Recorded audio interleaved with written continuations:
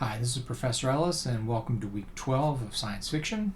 We only have a few weeks left in the class, but rest assured, I think we can get through everything that we need to get through in terms of the topics that we're covering this semester. The remaining ones include Feminist SF, Afrofuturism, and Cyberpunk. But there's also still time for the research essay and your final notebook project and your final exam, which I'll be talking about with you very soon. Not this week, but soon, probably next week. So let's go ahead and get into today's class. So the first things I want to talk about today involve the research essay. Just a couple of reminders now that you all should be having picked a topic, researching that topic, using the library's resources, but just want to give you a reminder of a few things. Then we're going to review what we've gone over thus far in the class, just as a refresher, just a gloss over what we've covered, but hopefully enough to jog your memories about the things that we've read and talked about, and also to know the sequence, the historical sequence of events that we're discussing.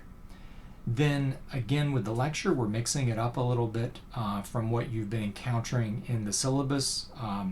So this week we're going to be getting into Feminist SF and talking about James Tiptree Jr.'s Women Men Don't See, which you had read previously according to the schedule on the syllabus. But now we're actually going to get to talk about who Tiptree was and the significance of this particular story.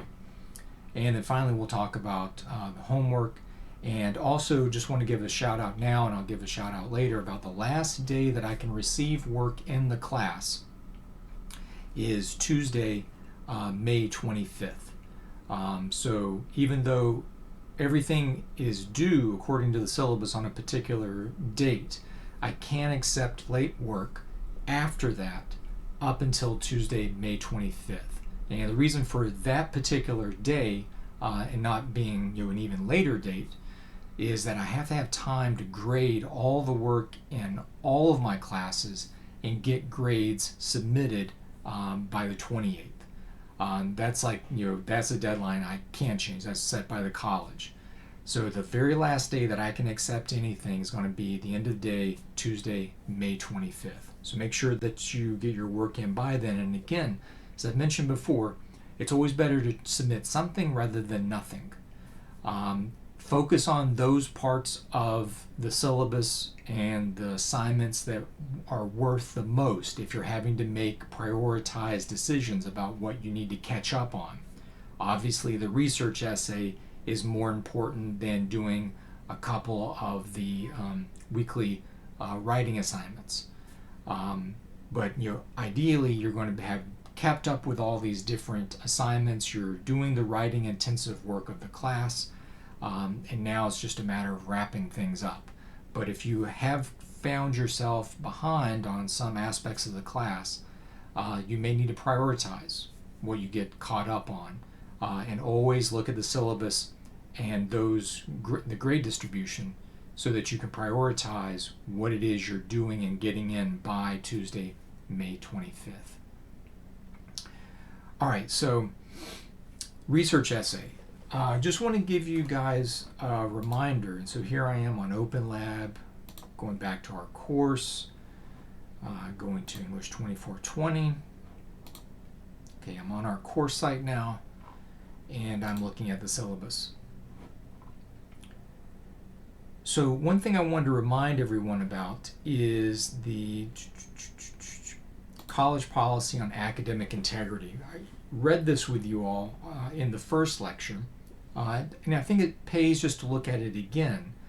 That this is a college-wide policy that students who work with information, ideas, and texts owe their audience and sources accuracy and honesty in using, crediting, and citing sources. As a community of intellectual and professional workers, the college recognizes its responsibility for providing instruction in information literacy and academic integrity, offering models of good practice, and responding vigilantly and appropriately to infractions of academic integrity. Accordingly, academic dishonesty is prohibited in CUNY and at New York City College of Technology, and is punishable by penalties including failing grades, suspension, and expulsion. The complete text of the college policy on academic integrity may be found in the academic catalog, and I gave you a link there to it. Now, the things to bear in mind are kind of built into the research essay that I've already talked about with y'all, but I want to review them again. That I certainly encourage you to enter into discourse. And what does that mean?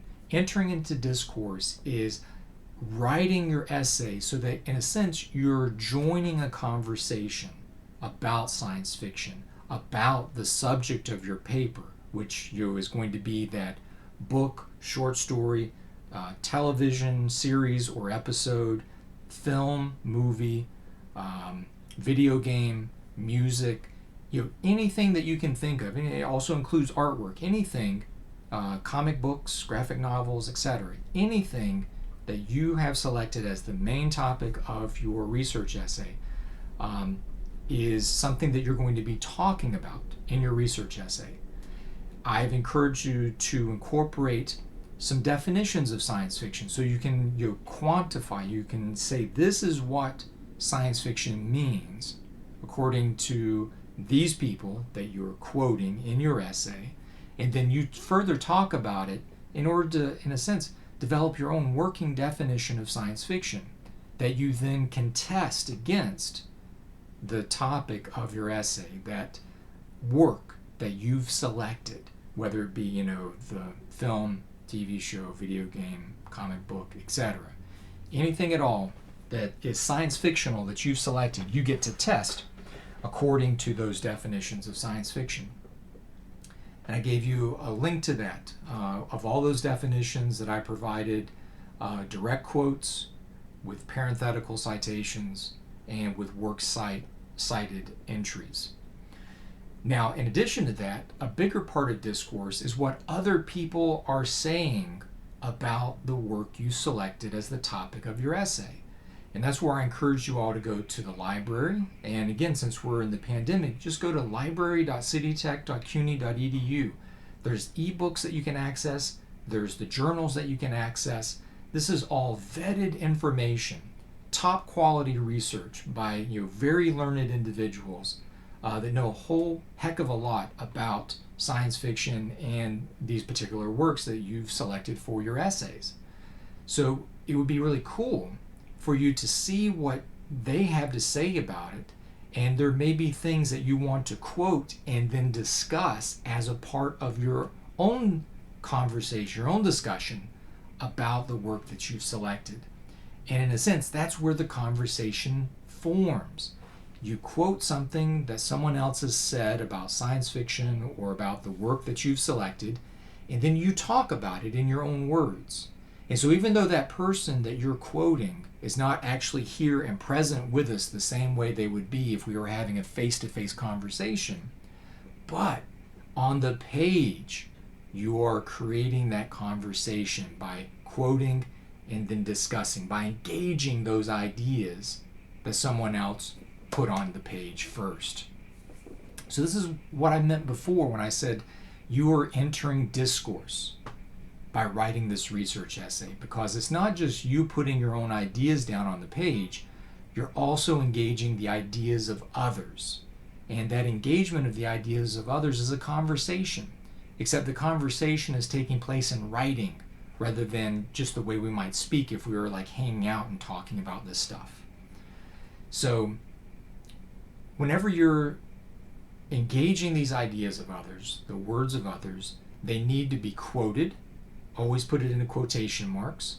It needs to be cited. So that means after your quote, you need to have a parenthetical citation that includes the author's last name and then the page number that the work, the quote appears on. And then the source of that quote needs to go into your works cited list at the end of your essay. Now, in our class, this is a science fiction class. It is a writing intensive class, but it's not something where we're going to spend class time diving into the professional style of the Modern Languages Association, MLA, that is both on the syllabus that I've talked about before and I've encouraged you to go to the Purdue OWL MLA website as a source of information about it. These are things that you should have already encountered in English 1101 and 1121. And so now it's a chance to use those skills that you learned before and apply them to this research essay in our class. But that doesn't mean that I'm completely throwing you into the deep end without a life preserver or a life jacket. In a sense, think of me as being the lifeguard on the edge of the pool, keeping an eye on you to make sure that you don't go under, right? And so if you are having trouble with MLA, you want to reach out to me. Send me an email, jellis@citytech.cuny.edu. Send me a little excerpt, just copy and paste some of your writing into that email and say, Professor Ellis, I'm just not sure how to do the citation for this quote. And let me know the quote, let me know all the bibliographic information about the source that you're pulling that from, and then I can help you with that. We can also use the time in my office hours to help you with that. My office hours are normally on Wednesdays from 3 until 5 p.m., but I've also been making appointments with folks to meet and discuss things. But one thing I will note, because there's been some instances of this between all of my classes, not just you guys in my science fiction class, but there have been folks that just simply don't show up to appointments. That's a big no-no. If you make an appointment with me, that's time that I'm taking out of something else I could be doing to sit here waiting to see if I can interact with you. So make sure that if you are reaching out to me to make an appointment, that whatever time we agree on, you need to be there. And if you're not able to be there, that's okay, as long as you reach out to me with an email saying, hey, Professor Ellis, I'm really sorry, I can't be there. Let's reschedule. That's totally fine. But whenever someone just doesn't ever follow up again, you don't want to do that. That looks very badly on you. All right, so academic integrity, make sure that everything that is not your own writing is documented in these ways, with quotes, parenthetical citation, and then the bibliographic works cited entry at the end of your essay. I don't want to see any paraphrasing, okay? All the writing either needs to be quoted from somewhere and then explained by you, or all the words otherwise are going to be by you. Paraphrasing typically is something that can be fraught with problems, and so let's just avoid them altogether. Because the other aspect of quotes, I think, that are stronger than paraphrases is that with a quote we actually see what the other person has to say. With a paraphrasing, I'm always a little dubious about whether the person is properly representing the ideas of the person being paraphrased. So I want to see direct quotes only, no paraphrasing. Now, what about the Purdue OWL website? So as I've mentioned before, all you got to do is go to your favorite search engine, Google, DuckDuckGo, Bing, whatever, and just type in Purdue, P-U-R-D-U-E, OWL, O-W-L, M-L-A. Those three terms. And what is going to come up is this landing page for the Purdue OWL website, the Purdue Online Writing Lab. This has been around for like 1 million years, it feels like. I used this when I was an undergraduate many, many years ago.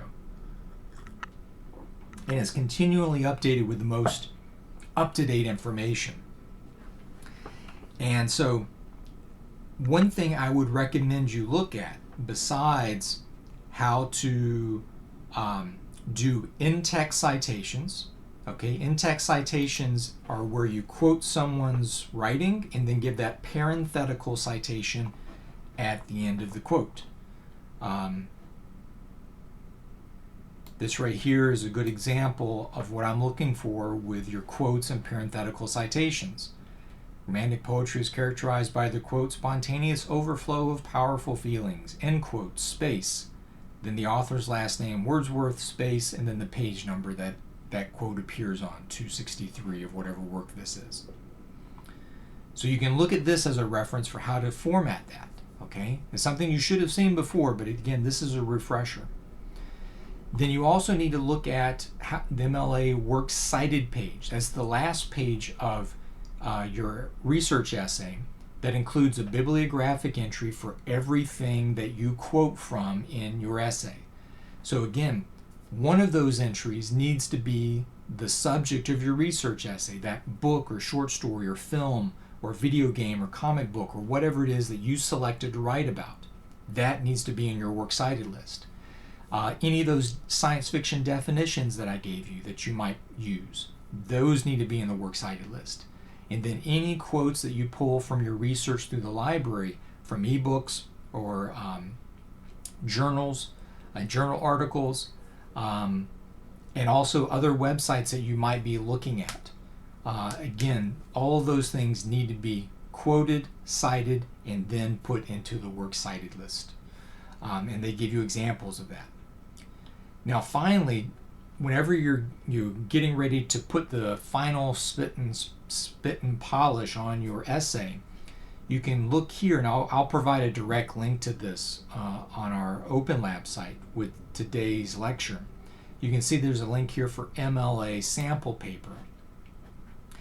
And this sample paper is really useful to see how the overall essay should be formatted, including your name block at the top, your name, my name, our class, and then the date that you turn this in.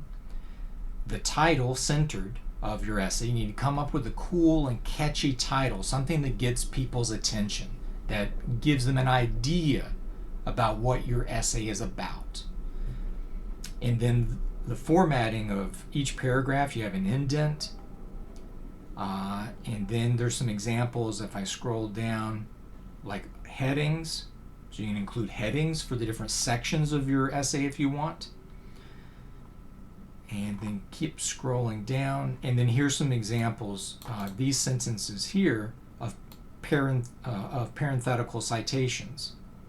So you can see here, highlighting is not word, but you can see that the sentence begins with the student's writing, then they include the quote, end quote, and then you can see the parenthetical citation, Danoff, space, and then the number 5, meaning page 5, end quote, close parentheses, period.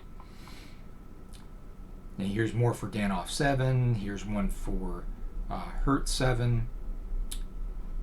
And these boxes off on the side, these give explanations for what the writer is doing in the different parts. So you don't include these boxes in your essay. These are just to help you understand what the hell's going on in the sample essay. So I'll give you a link directly to this, and I'll give you another link to the Purdue OWL website. So there's no way that you're going to miss that. And then also finally, here's the works cited list. And make sure your works cited list has works cited centered, and then all your entries are alphabetized by the author's last name. Allen, Baker, Danoff, Demery, Drown. So all of them are alphabetized. Now, I'm not going to go into details today, but whenever you are completed with your essay, what we'll be doing is having you submit it as a post on our Open Lab site. So you'll be writing a post on Open Lab, on our Open Lab site, just like I write whenever I post the lectures and the weekly writing assignments, announcements, etc. Except you're going to categorize your post as a research essay. In this way, the work is going to be on the site, and that'll make it easier later on if you want to include that in your ePortfolio, or if you want to link to it, like maybe from your LinkedIn.com profile, or from your personal website, social media, etc. It's a way that you can show your work as an example of your communication and writing skills. I'll go over in detail in a future lecture about how to get that turned in. So if you get done early, that's okay. Just hold on to it. I will explain how to submit that in an upcoming lecture. And of course, if anybody has questions, again, about MLA, about academic integrity, just ask me. Ask me before you turn the thing in. That's the key. Don't turn something in and then hope for the best if you're unsure about what I mean by academic integrity, about plagiarism, etc. Because again, your certainly encouraged to use the words and ideas of others, but they have to be quoted, there has to be a parenthetical citation, and there has to be an entry in the works cited list. All the rest of the writing should be yours and yours alone. Okay, and just be very clear on that. That's academic integrity. That's like you're giving people credit where credit's due, and distinguishing your ideas in writing from those of others. All right. So with that, let's get into review. So SF so far, and again, I know I've done this before in a previous lecture, but I've filled in some blanks from what we've done more recently. So again, this is just to help jog your memories. So we began with Mary Shelley's Frankenstein from 1818. The first work that we can confidently say in retrospect is science fiction. Then we learned about proto-SF of the 19th century with Edgar Allan Poe, Nathaniel Hawthorne, and Jules Verne. And then the scientific romances of H.G. Wells in the late 1800s and early 20th century, such as our readings of Wells' The Time Machine, and of course the critical response to Wells and E.M. Forster's The Machine Stops in 1909. We discussed pulp SF and the origins of the term science fiction in the pages of Hugo Gernsback's April 1926 issue of Amazing Stories as scientifiction, that one word all put together, scientifiction. And we read some examples of stories from that era with E.E. Doc Smith and Lee Hawkins Garby's The Skylark of Space and C.L. Moore's Shambleau, before also discussing other pulp SF writers including Edgar Rice Burroughs and H.P. Lovecraft. Then we talked about Buck Rogers, Flash Gordon, and SF film serials before watching some of the 1936 film serial Flash Gordon's Space Soldiers. We discussed Golden Age SF and John W. Campbell Jr.'s editorship of Astounding Science Fiction, which later became Analog Science Fiction in Fact, and still published till today. We read Isaac Asimov's robot story titled Reason, and Ray Bradbury's groundbreaking The Fireman, which was revised and later published as the anti-censorship novel Fahrenheit 451. Then we read Robert A. Heinlein's All You Zombies and Tom Godwin's The Cold Equations, and watched the film Forbidden Planet. So all this was Golden Age stuff. Next we encountered New Wave SF and its embrace of the counterculture movement, inner space, and new ways of writing SF. We learned about Michael Moorcock's editorship of the UK magazine New Worlds, and we read Harlan Ellison's Repent Harlequin Said the TikTok Man, Philip K. Dick's The Electric Ant, and Samuel R. Delaney's I and Gomorrah. And we talked last week about the TV series Star Trek and the episode The City on the Edge of Forever, which was written by Harlan Ellison. So this week we're turning our attention to Feminist SF, which is a vitally important shift in science fiction's history and development as a genre that is more inclusive and representative of the whole population. During the first part of today's lecture, we'll begin with laying some important groundwork of terms and their meanings, and discussing the history of feminism and how it relates to science fiction. Then we'll discuss James Tiptree Jr.'s The Women Men Don't See. Next week, we'll look at Ursula K. Le Guin's 9 Lives and Octavia Butler's Speech Sounds, and discuss Afrofuturism.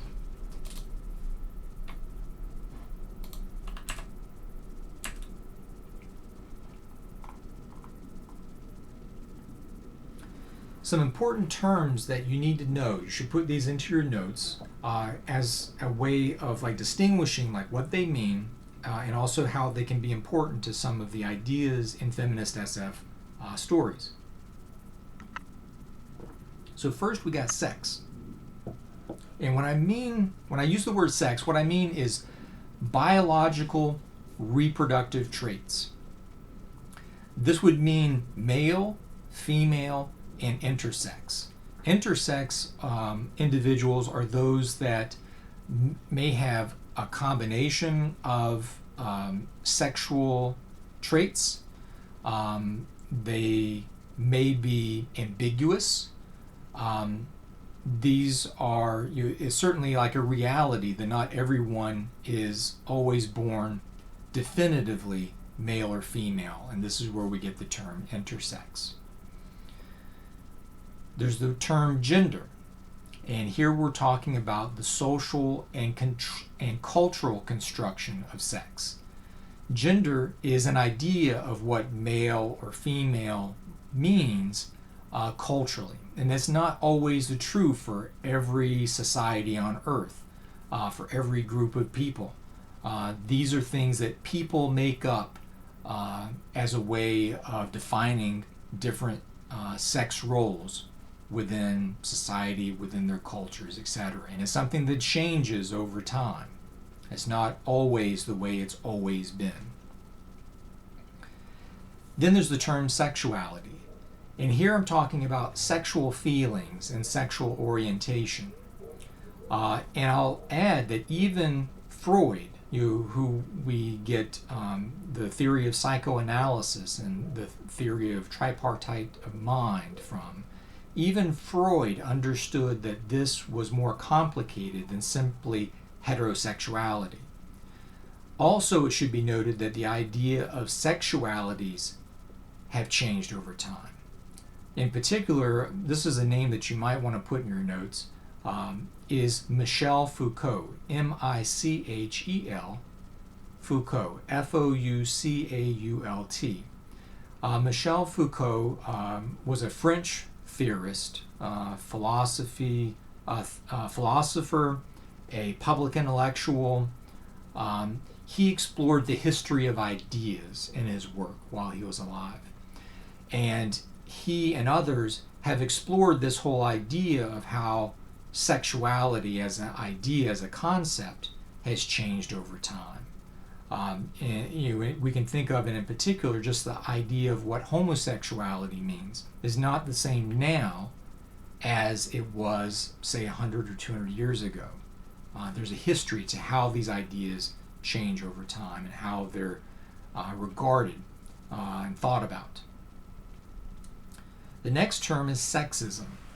Sexism is prejudice, stereotyping, and discrimination, typically against women on the basis of sex. Then there's patriarchy, P-A-T-R-I-A-R-C-H-Y, patriarchy, and this means male-dominated society. This next term, make sure you get the spelling right, is heteronormativity, and it's spelled H-E-T-E-R-O-N-O-R-M-A-T-I-V-I-T-Y, heteronormativity. And this is the promotion of heterosexuality as the normal or preferred sexual orientation. And the last term that I wanted to mention is feminism. And of course, this obviously is the main theme for everything we're talking about today. And I want to point out first off that this is not a bad word. Feminism is the view that all people are equal regardless of sex, gender, or sexual orientation. I'm a feminist. You don't have to just be a woman to be a feminist. Anyone who believes that there should be equality regardless of one's sex, gender, or sexual orientation is a feminist.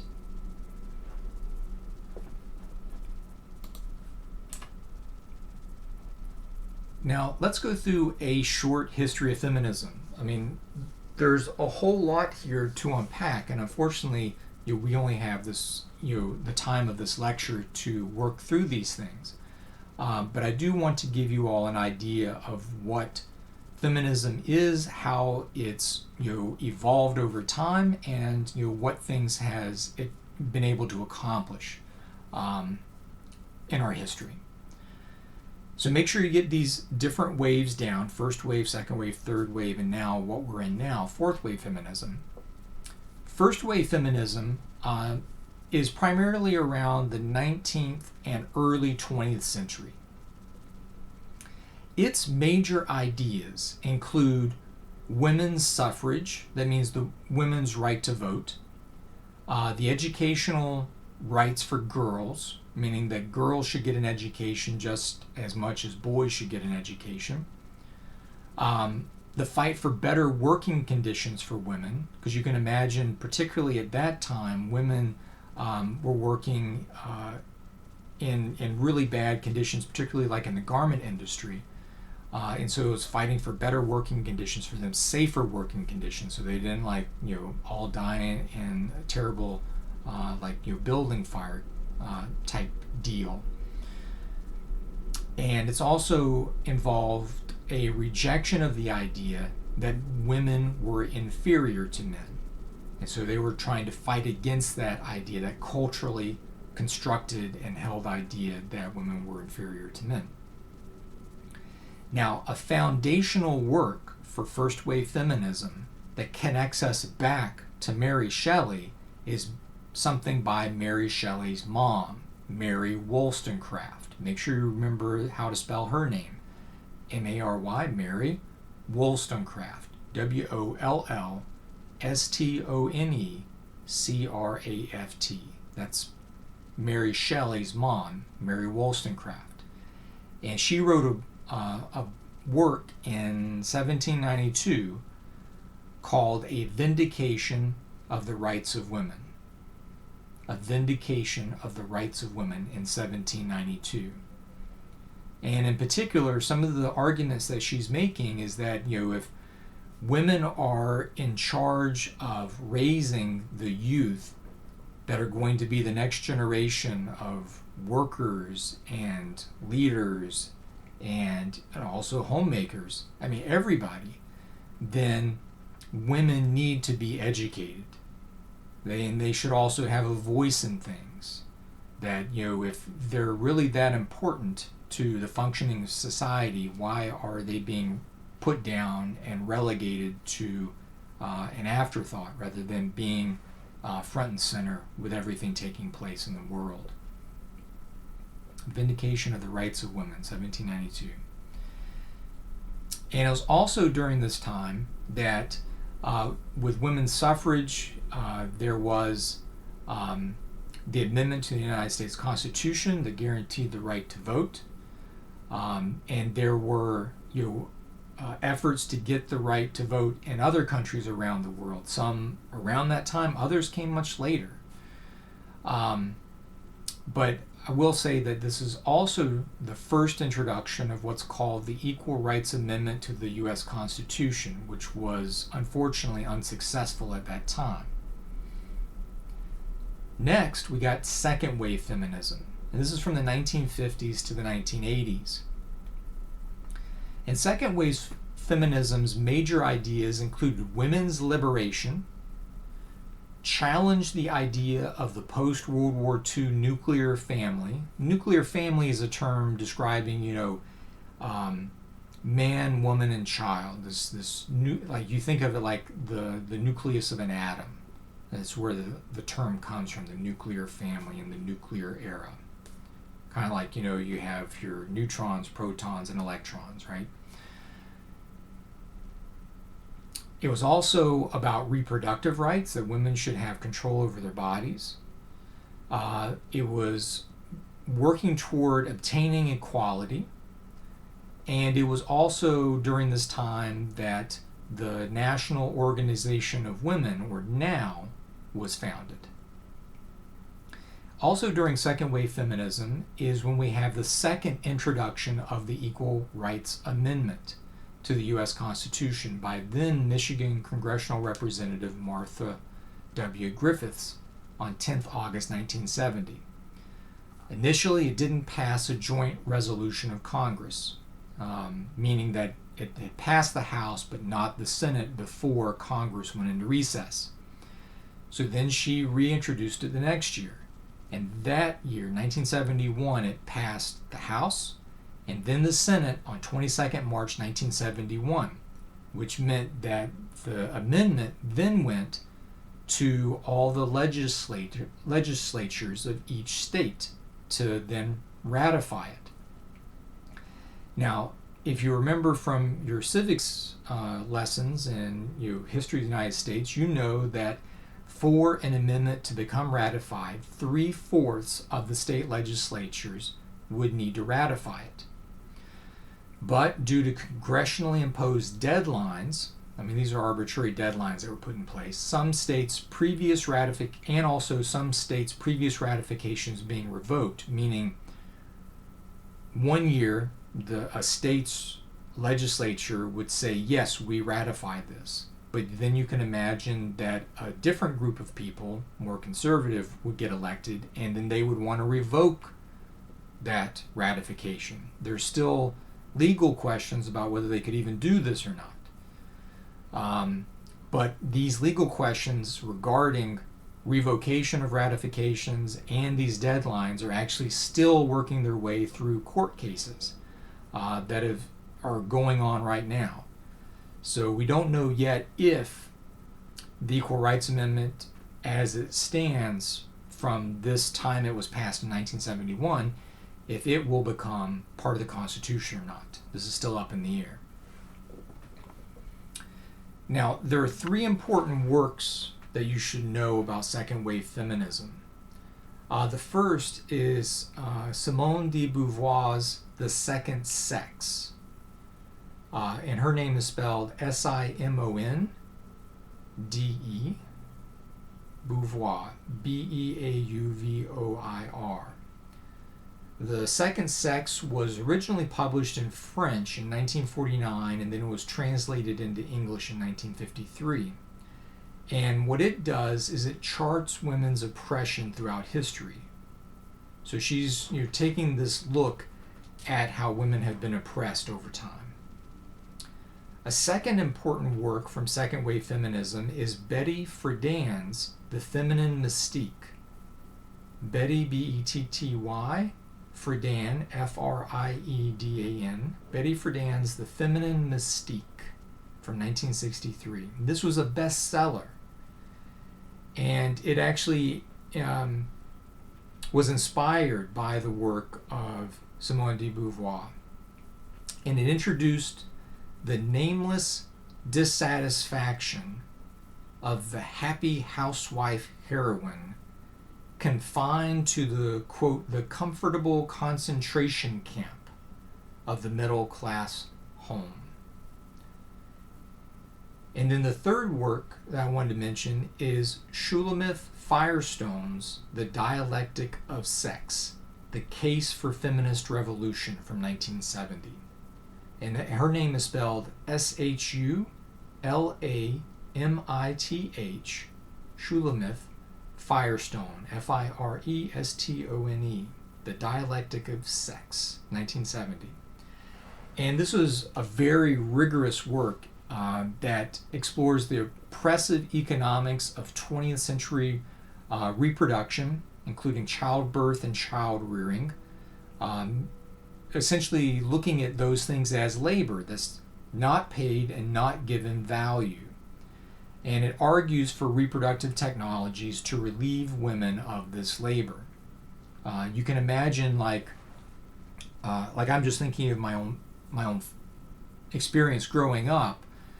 You can imagine my mom and dad both worked at our family auto parts store, so they both go to work from 8 in the morning till 6 at night.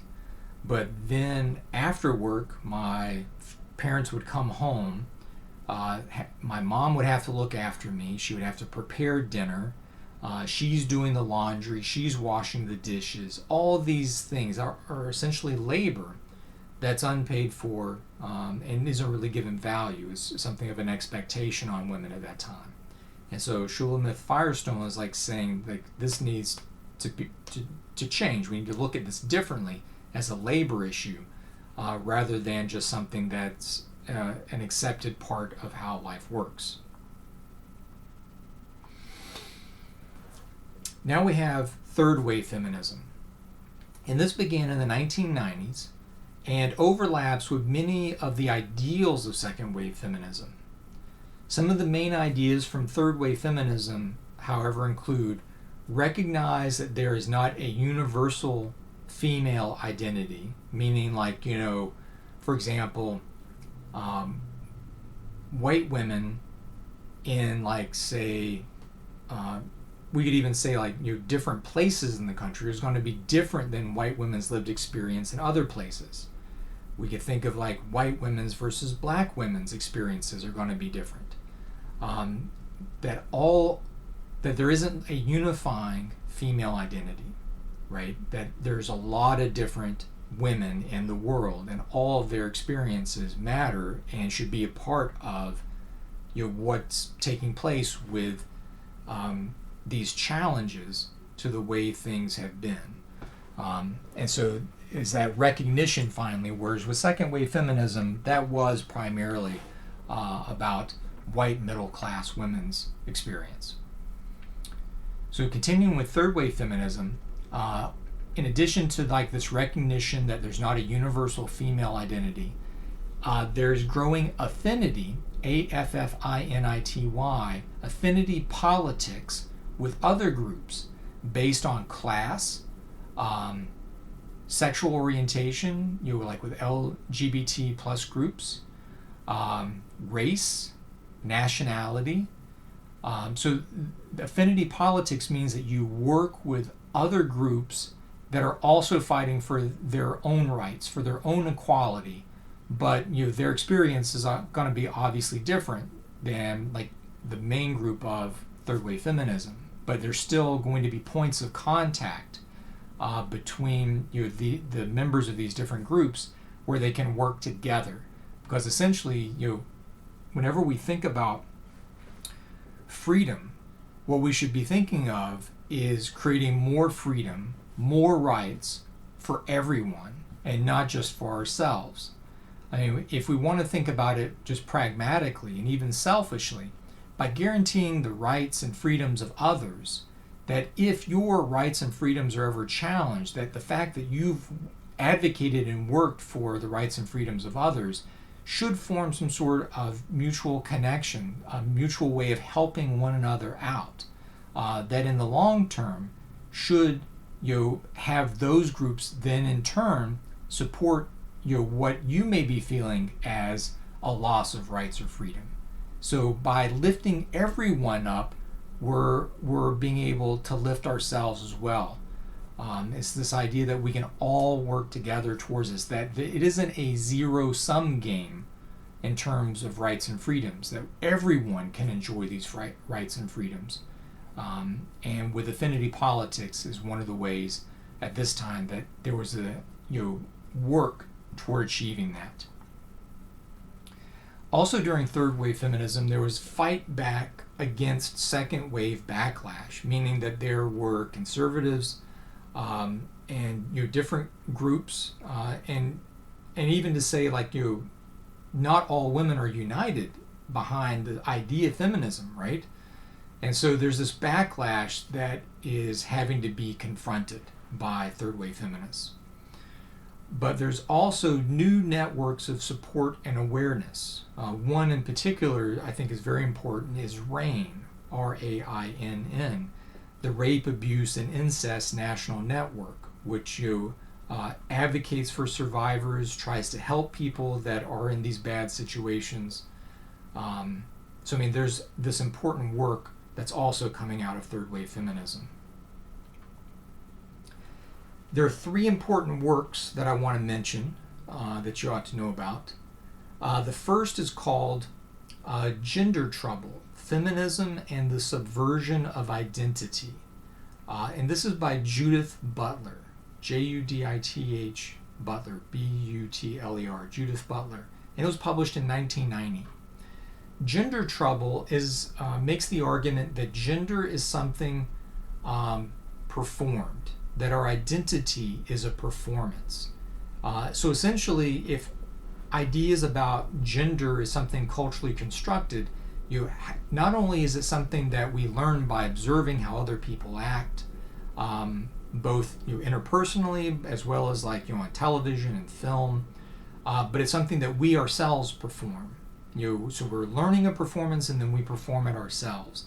But what Judith Butler argues is that because this is a performance, we can push back, we can change the perceptions of what these things are by changing our performance. Second work I wanted to mention is an essay by Donna Haraway, Donnaharaway, called A Cyborg Manifesto. You probably heard the term manifesto before. It's kind of like, a document that establishes your movement. It establishes what you're fighting for. It establishes where you stand. That's your manifesto. So she wrote in 1985 a cyborg manifesto.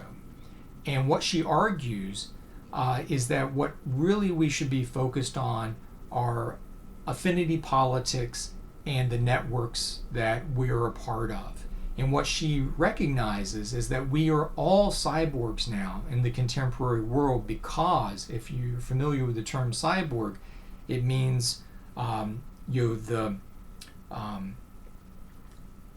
organism, could be a human being, that is augmented or changed by technology in some way. And so for all of us, we are all changed by the networks of technology that we're part of. Everything from banking networks to telecommunication networks to computer networks, all of this is important to our daily lives now, that we can't survive really without these things.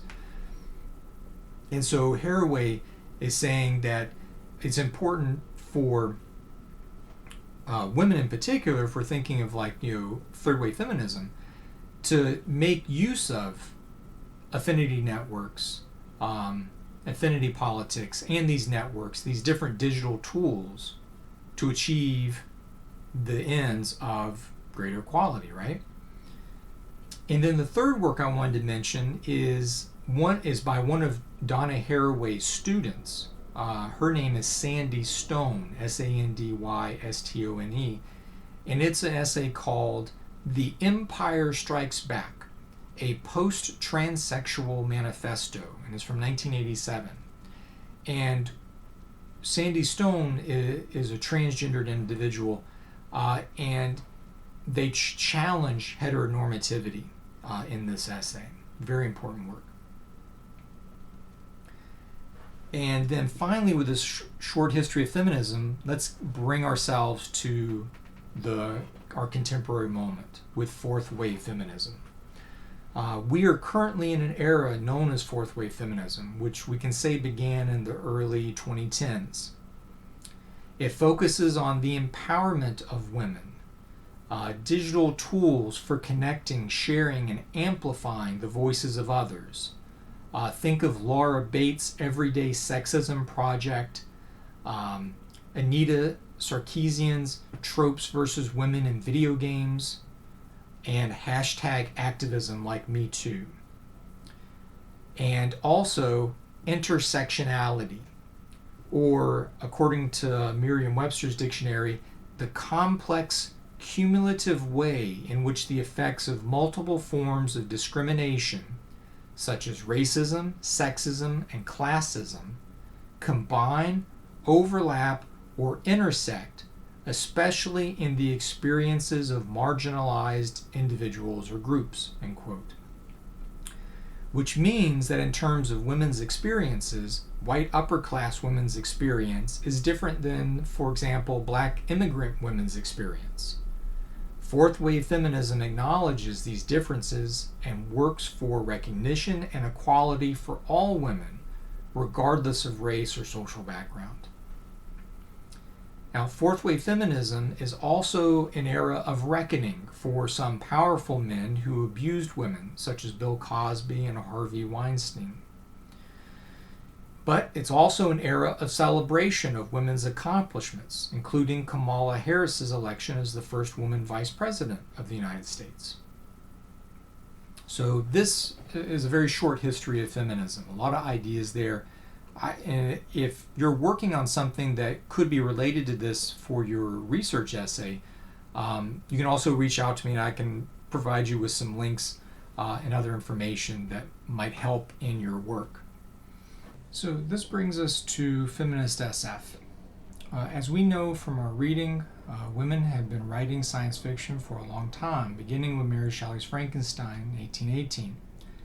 In fact, we can read it as a feminist critique of science because, one, Victor's hubris is that he can accomplish the creative act without a woman.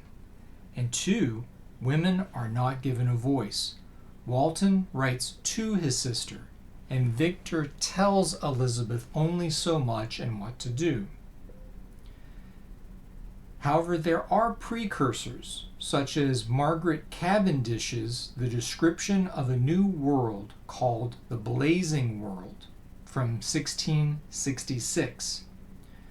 Margaret Cavendish appended this utopian adventure about a woman who travels to another world and enlists the help of its alien inhabitants to help her save her homeland on Earth. She appended it to a serious book that she wrote called Observations upon Experimental Philosophy. This work that she wrote, that's like the serious part, is really part of the discourse surrounding what science is, what it does, how it works. Because science wasn't just something that's like, okay, here's how we do science. It took a long time and a lot of people to put their heads together to figure out what science is and how we would make it do the things that it's capable of. And so she played a role in that, but as an appendage or appendix to Observations upon Experimental Philosophy, she also wrote this really neat work that we could call like proto-science fiction, The Description of a New World called The Blazing World. And again, that's from 1666. Now, a more recent rediscovery of feminist science fiction is Charlotte Perkins Gilman's Herland from 1915, which is about a society of women with advanced technology and the ability for parthenogenesis, Parthenogenesis, which means reproduction from an ovum without fertilization. Essentially, the women don't need men in order to have children and continue have their society to be generational and continue to develop. Herland was widely circulated in feminist circles until its rediscovery and republication in the 1970s. Gilman is also famous for her magazine, The Forerunner, and her story, The Yellow Wallpaper, which you might have read before in an English class. Gilman grappled with the prevailing attitude of her day that women should lead domestic and unintellectual lives. She struggled with depression as a housewife until she sought a divorce and challenged what she perceived as an androcentric point of view pervading the world. Androcentric meaning men-centered point of view pervading the world. Now, Georgia Tech's Professor Lisa Yasik rediscovered about 300 women writers of science fiction in the 1950s. And she's published a lot of work on this. Professor Yasik calls these stories women's SF, about their experience with technologization of society. Through the industrialization of the home, housewives became domestic scientists and efficiency experts. And corresponding with second wave feminism, we see an explosion of what we now call feminist SF. Diane Cook defines feminist SF as science fiction that articulates an awareness of women's place in a political system and their connectedness to other women, or which has a primary and feminist focus on women's status. Pamela Sargent argues in the introduction to her groundbreaking 1974 collection, Women of Wonder, which we can think of as a Harlan Ellison's Dangerous Visions in terms of its influence, that, quote, science fiction and fantasy are the only genres that enable the author to envision women in new, different, or alternative surroundings and social structures. So there's 7 things that Feminist SF does that you should know about and you should put in your notes. I have them on the screen here. First, Feminist SF explores patriarchal, matriarchal, and egalitarian social orders. Patriarchal means ruled by men, matriarchal ruled by women, and egalitarian meaning there's equality to these social orders. 2, construct alternative governmental and organizational systems. It's really like, a thought experiment about, how to make things better by using different types of governmental and organizational systems. 3, reimagine gender roles and the very idea of gender roles. Because again, in science fiction, you can imagine something different than the here and now. 4, undermine the naturalized sex-gender relationship. So if people think a certain way about the relationship between sex and gender, why not undermine it? Do something different with it in Feminist SF. 5, posit varied means of reproduction. And this could be different ways of female reproduction, male reproduction, alien reproduction, and even mechanical reproduction. Illustrate various sexualities, number 6. And again, these sexualities can involve human, animal, alien, and mechanical. And 7, consider the ramifications of both masculine science and feminist science. And in terms of feminist science, which sometimes incorporates radically different notions of science, including magic.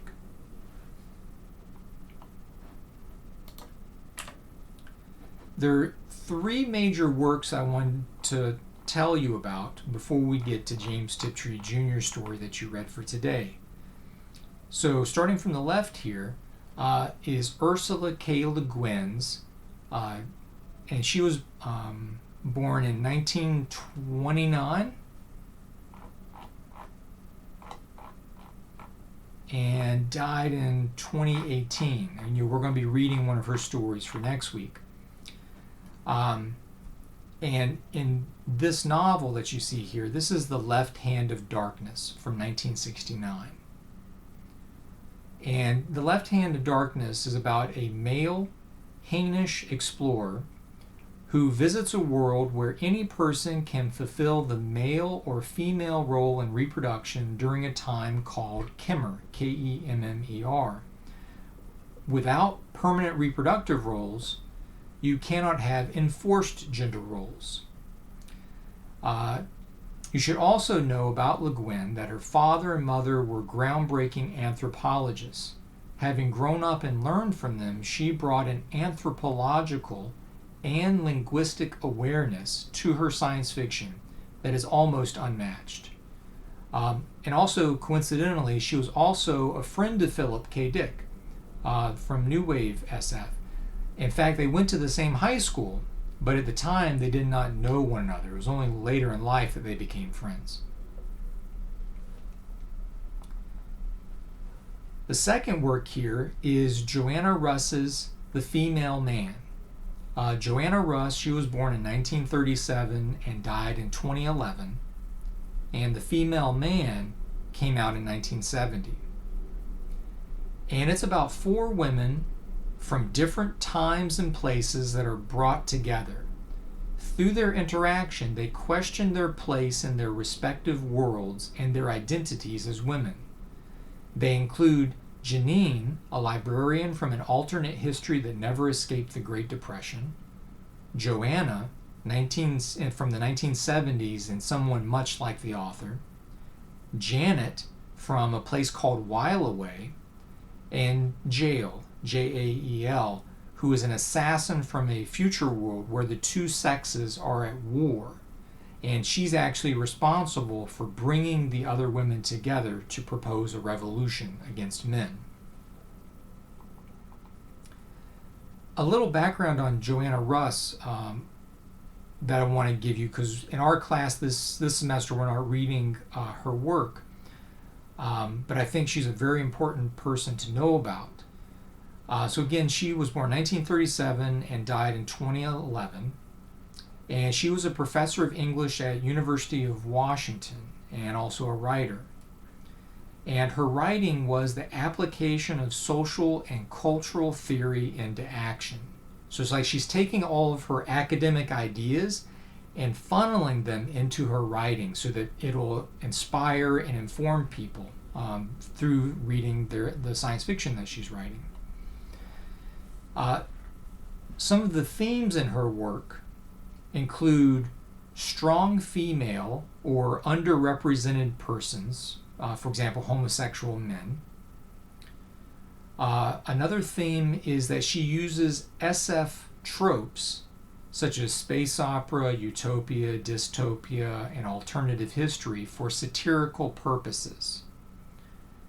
And then a third theme is that there's a lot of duels in her work, D-U-E-L-S. So there's gunfights, sword duels, etc. And an important work of hers, in addition to The Female Man that I'll mention, that was published in Harlan Ellison's Again, Dangerous Visions in 1972, is titled When It Changed. When It Changed.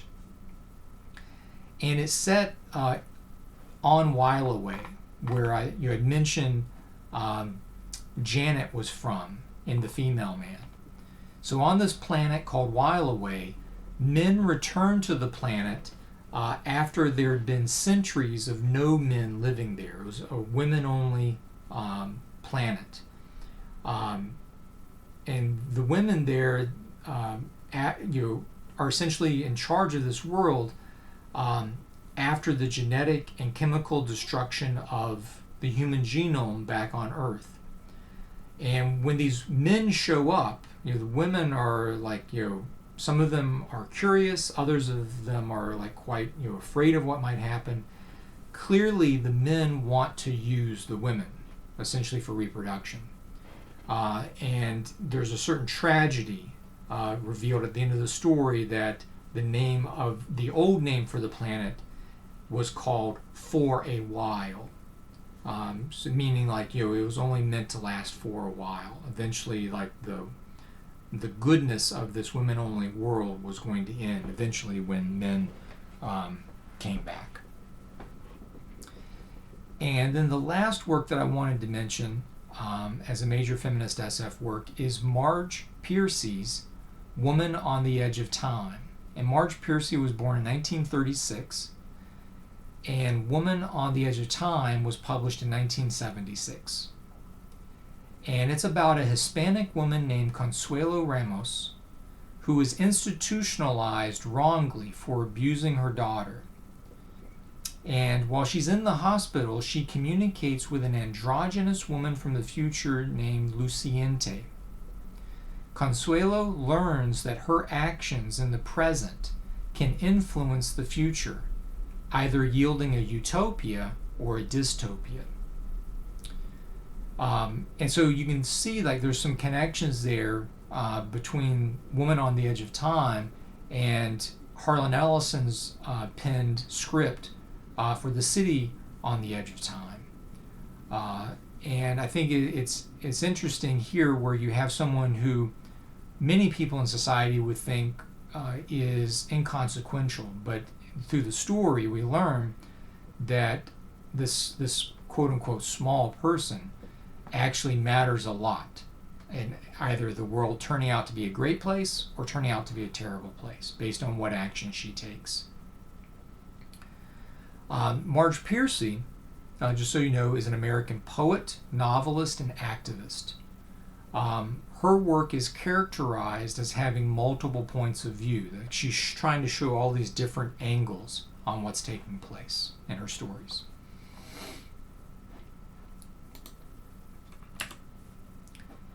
And so that brings us to today's reading by James Tiptree Jr. And so make sure you get this name down, James Tiptree Jr., and know that it is a pseudonym. Again, a pseudonym is spelled P-S-E-U-D-O-N-Y-M, pseudonym. What that means is a pen name or made-up name to kind of hide the author. A pseudonym for Alice B. Sheldon. Alice B. Sheldon. Name's up here on the screen. And B is her maiden name, Bradley, Alice Bradley Sheldon. And she was born in 1915 and died in 1987. Now, in addition to using the pseudonym James Tiptree Jr., she also used the pseudonym Raccoona Sheldon. Raccoona Sheldon. And you can see the different autographs that she created for each of, like, her real name and her two pen names.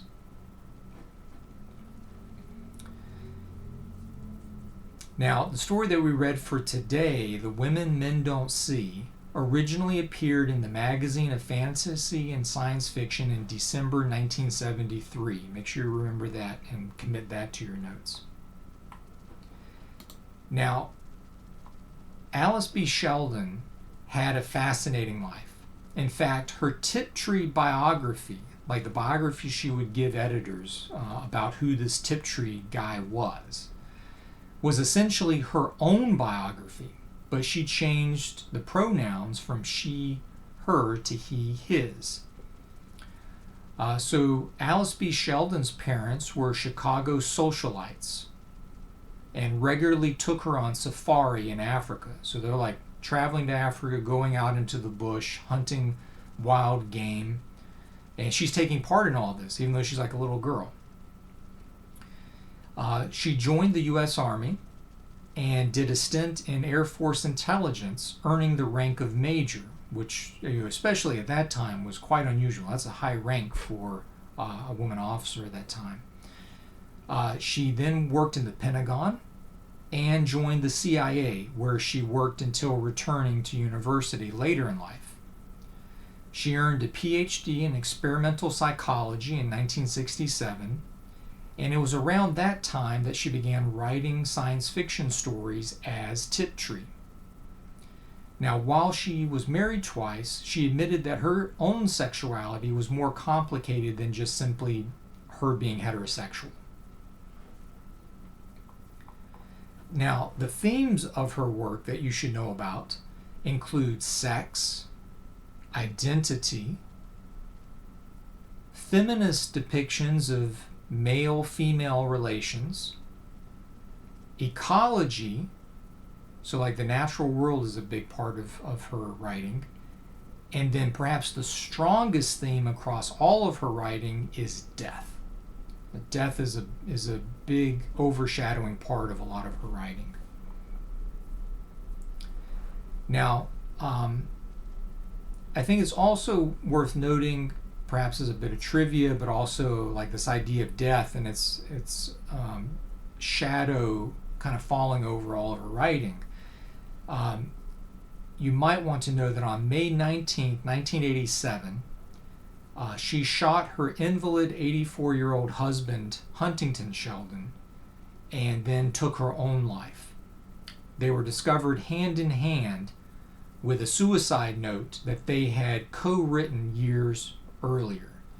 I think the idea was that if they, in a sense, became too badly off because of age, mental deterioration, etc., that they would take their own lives rather than kind of live, that kind of life that you can imagine people live when they're in decline like that. So they, in a sense, at least Alice B. Sheldon's actions, there's still some debate over how much her husband wanted to participate this at that time in his life. But this is, I think, a pure example of something that you might have encountered before, like with Sigmund Freud's idea of the death wish. You might hear people talk about people having a death wish, like because they're doing something stupid that could end up getting them hurt.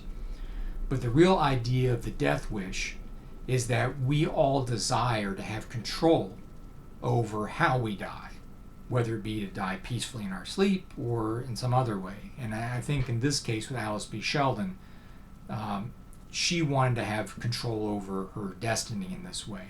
And so she opted to do this murder-suicide with her husband when they were, both older. Now, the story that we read for today, The Women Men Don't See, again, this was first published in the Magazine of Fantasy and Science Fiction in December 1973. In the story, two women, Ruth Parsons and her daughter Althea, charter a plane with the Mayan pilot Esteban. The Parsons allow the narrator, a man named Don Fenton, to join their charter. Unfortunately, the plane crashes in a mangrove swamp. While searching for fresh water, Ruth and Don witness a UFO that inadvertently drops something that Ruth quickly commandeers.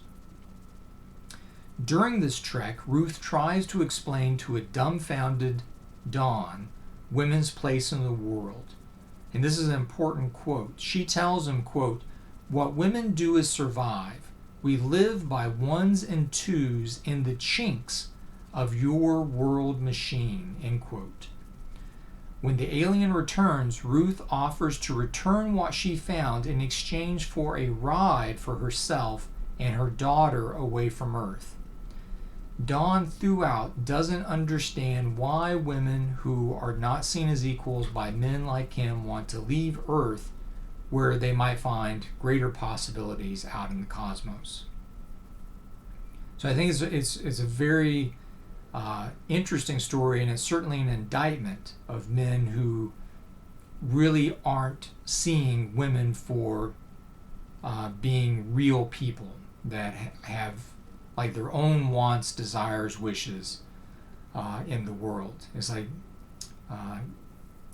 Don Fenton keeps on like just seeing them in terms of their sex and as a sexual partner, potential sexual partner, that kind of thing, and nothing more. So it's a very important work from this time. It's the reason why I signed it. It's a work that I enjoy reading, The Women Men Don't See, and that's by Alice B. Sheldon under her pen name, James Tiptree Jr. All right. So for homework, looking ahead, you need to read Ursula K. Le Guin's 9 Lives and Octavia Butler's Speech Sounds. Also due by next week is your 250-word reply to the weekly writing assignment on OpenLab, where you summarize the readings and the lectures. And of course, I've mixed up the lectures differently than what the reading and viewing schedule was on the syllabus. So as long as you address them somewhere, whether it be last week or this week's weekly writing assignment, is totally fine. I just want to see that you are mentioning these things that we've covered in your weekly writing assignments, and that obviously also they're committed to your handwritten notebook that you'll be scanning and turning in later for your final notebook assignment grade. Continue working on your research essay. If you got questions about that, please reach out to me. Some folks have, and I enjoy being able to help you guys with that. So any way that I can help, meet me during my office hours or send me an email. And then, of course, as I mentioned earlier, the last day that I can receive work from you in the class is by the end of the day on Tuesday, May 25th. And then I've got to grade things and get the grades in. So make sure that if you do need to turn something in late, that's the deadline. And I would appreciate it, it's not required, but it certainly would appreciate it, that if you can't turn something in that's due by the last day of class, send me an email just saying, "Look, Professor Ellis, I'm really sorry, I'm behind. I will get this stuff to you, but it'll be late before Tuesday, May 25th. That way it lets me know to keep an eye out for this work that you're going to be sending me late. It's a professional courtesy. And also helps me make sure that I don't miss anything. So if you can't get everything in by the last day of class, send me that email. Let me know that it is coming by the end of the day on Tuesday, May 25th. Okay? Also, I need to mention that you should be receiving emails about the student evaluation of teaching. This is the feedback that you give me on teaching our science fiction class. Make sure you look in your email and find that, and please fill that out. It doesn't take very long to fill out all the selections. I think there's a space where you can also write things. Anything that you can tell me about what you liked about the class, ideas for making the class better, suggestions that you might have, put those in there. It's all anonymous, so you don't have to worry about like saying something that'll hurt my feelings and I'll like do something to your grade. It's not like that. I don't get to see your feedback until next semester, but I always take the feedback that I receive from students in thinking about how to make the class better for the next time I teach the class. So please, please, please fill out that evaluation of my teaching and give me some written comments too. Your things you like, things you don't like, ideas that you might have for like a better way of doing things, a different kind of assignment. Maybe you got suggestions on science fiction readings or movies, or even maybe an idea about how to bring in some comic books or video games. Whatever ideas you got, you can put in that feedback as well. I would really appreciate that. And then beyond that, make sure like you're still masking up, you're maintaining socially safe distances from people. If you get a chance to get the vaccine, jump on it. I got my first shot, a Moderna shot last week, and I'll get my second shot in the middle of May. So make sure you get, like if you can get the one-shot deal from Johnson & Johnson, you should, because that way it's one and done. But also the other shots like Moderna and Pfizer are two-shot deals. So make sure you follow up on your appointments, so that if you get the first shot, you get that second shot too. So you got better immunity than if you only get the one shot with those vaccines. Because I mean, it's important that we all pull together and do everything that we can, encourage other people to get their vaccine shots too, and to still being safe when they're out in public. Because if we don't do these things, we're going to be stuck in this quagmire for a long time. And personally, I don't want to do that. I want us to be safe and healthy and being able to get back to living life without having to wear a mask and worrying all the time. So we all got to do our part to make that happen. And again, if you got questions about anything relating to the class, contact me, jellis at citytech.cuny.edu. Got my office hours Wednesday 3 to 5 this week. Anything that you want to recommend, I can also share out to the class. Anything that may be coming up related to science fiction that you hear about.